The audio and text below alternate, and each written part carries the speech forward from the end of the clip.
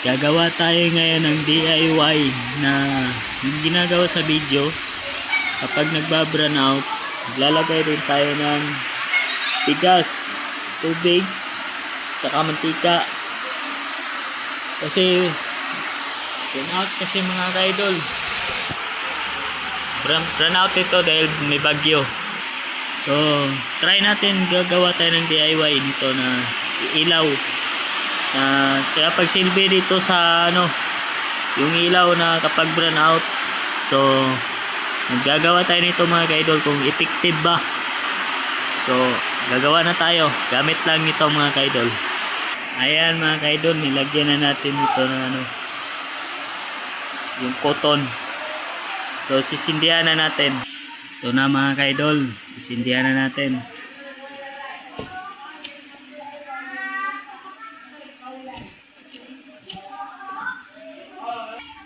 Ito na mga ka-idol, sisindihan na.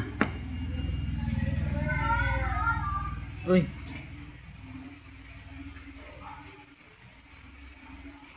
patay ma.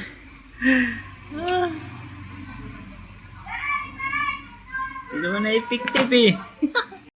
Mga ka-idol dalawang ulit na ako, wala talaga. Kala ko ba mga ka-idol effective nito? Nakailang ulit na ako nito. Bakit ayaw? Tingnan nyo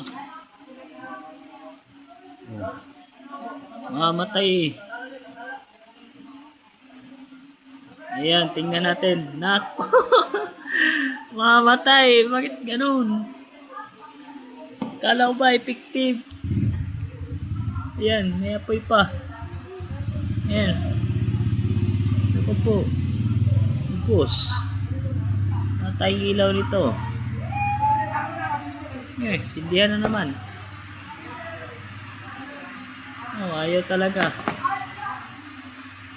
Ano kaya mas maganda dito? Hindi naman pala totoo yung napanood ko sa TikTok eh. Ayaw naman eh. Hindi naman na-effective eh.